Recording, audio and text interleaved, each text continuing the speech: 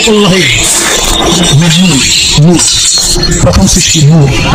আমার ওমা খালাকুল্লাহি আরশ, প্রথম সৃষ্টি আমার আরশ।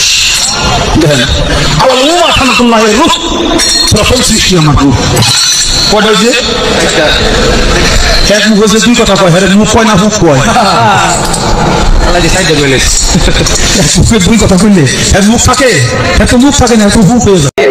আল্লাহর শান মান নিয়ে এমন কিছু কথা বলছে, চিন্তা করেন, যেখানে নবীর শানে উল্টা পাল্টা কথা বললে নবী বলছে তাহলে হত্যা করে ফেলাও। এবার আপনাদের কাছে আমি বিচার দেই, আল্লাহর শান মান নিয়ে বলে তার অবস্থাটা কি হবে? কথা বলে তার অবস্থা কি? তার বিচার কি হবে দরকার? আজকে বাংলাদেশে সেই আবুল সরকারের নামে অনেকে তার পক্ষে স্লোগান দেয়। স্পষ্ট আমরা বলতে চাই, বাংলাদেশে 99% মুসলমান।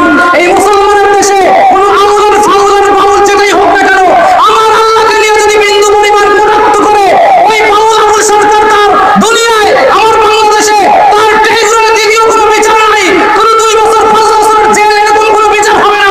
এইটাকে ধরে ফাঁসির কাস্টে ঝুলাইতে হবে, এটাই বাংলাদেশের মুসলমানের দাবি। ঠিক কিনা জনগণ? আমার আল্লাহকে নিয়ে কথা বলতে আর তার জামাই আদর করবো আমরা, এটা বাংলার মুসলমান সহ্য করবে না।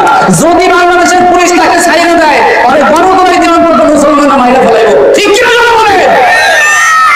কত বড় বেয়াদব, আল্লাহর শান নিয়ে কথা বলে, নাউজুবিল্লাহ। আরে এটা কাফেররা তো কত এরকম কথা বলতে পারে না। যে কাফেররা অন্য ধর্মের আল্লাহকে মানে না, সেই কাফেরও এত বড় কথা বলতে সাহস পায় না আল্লাহকে নিয়ে।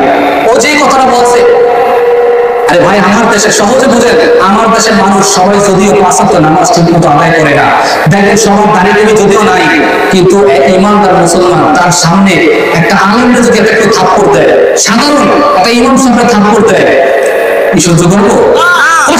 সহ্য করবে? জীবন সহ্য করবে না। আর সেখানে আল্লাহকে নিয়ে এত বড় কথা বলছে, এটা আমার পরিচয় লাগছে, আপনাদের পরিচয় লাগছে কি লাগে নাই? অতএব আল্লাহর সামনে যে কথা বলছে, আর সার নাই, আর এই দুনিয়ায় ফাঁসি দেখতে চাই আমরা ইনশাআল্লাহ। ইনশাআল্লাহ আল্লাহ